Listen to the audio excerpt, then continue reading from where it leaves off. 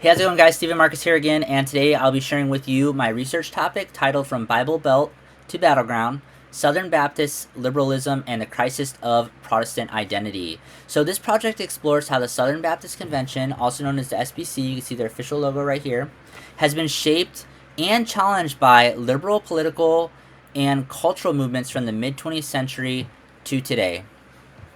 So a lot of these churches are closing nationwide because a lot of the younger people are leaving the church because they have been influenced to left of the political spectrum, while the church itself maintains a conservative foundation. So this is going to be something that the church has to overcome to, adapt as they progress into the future. So if you look in this bottom image on the left, this is going to be an abandoned church. This is something that you should keep in the back of your head as we go throughout this topic as I present this slideshow to you. So research focus. So the focus of my research is how the SBC responded to these movements, not just by resisting liberalism, but by being changed by it. I look at how these responses reshaped the denomination's theology, governance, and public witness or public identity. In particular, I trace how its engagements with race, gender, and politics impacted its witness in American society. So you see this image kind of pertains to that topic of civil rights, race, etc. All right, slide 3, key questions. So my research asked 3 main questions here. First, how did the SBC react to liberal social change like civil rights and feminism? Second, did it remain theologically consistent or adapt to its priorities? And third, what are the consequences of these actions for the SBC today? These questions help frame the SBC's evolution and its current internal crisis. So once again, how did the SBC respond to liberal social change? Did its theology shift or stay firm? And what's at stake today?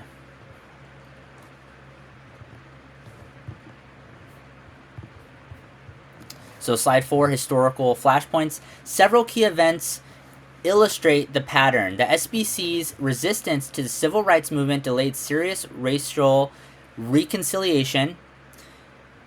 The conservative resurgence in the 1980s solidified doctrinal control but narrowed dissent.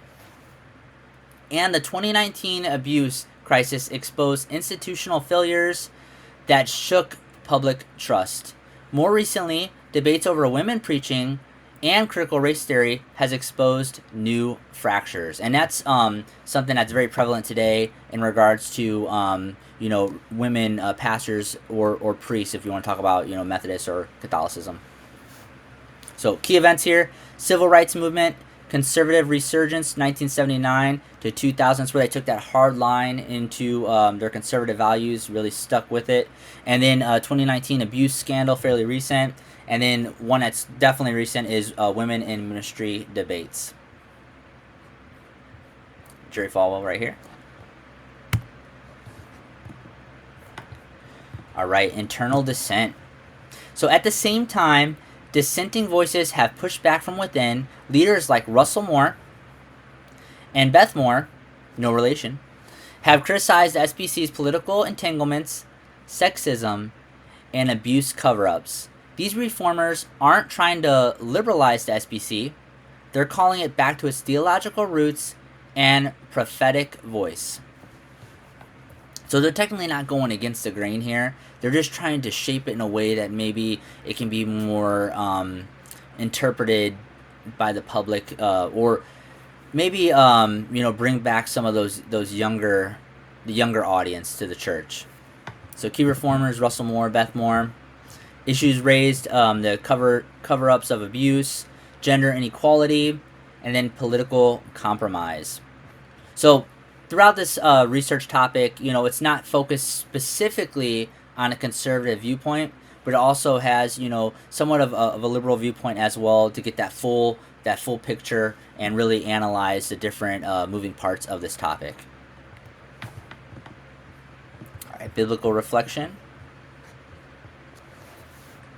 All right, so Romans 12:2, do not conform to the pattern of this world, but be transformed by the renewing of your mind. This verse captures the central tension of my project.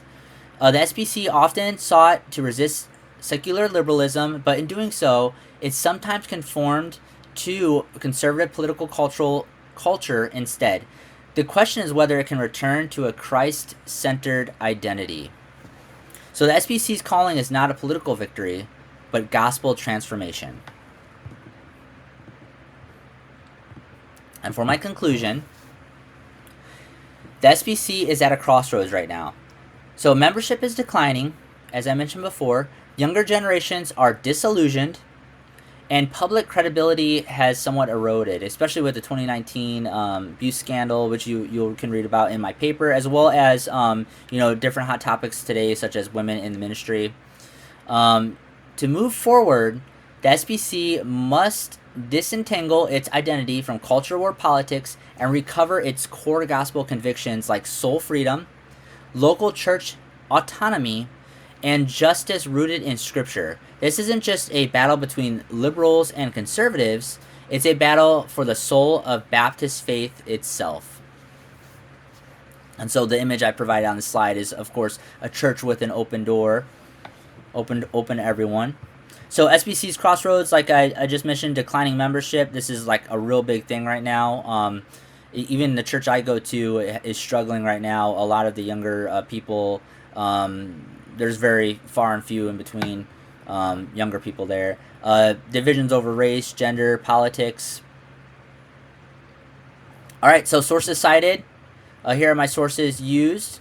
I appreciate you guys for watching my video, and I hope you read my research paper, which will be attached below. If you have any questions, feel free to respond below to this, and I look forward to not only watching your presentation, but also reading your papers as well. Thank you so much, and I hope you all have a great time with your remaining courses, especially as this course draws to an end, and good luck and God bless you all.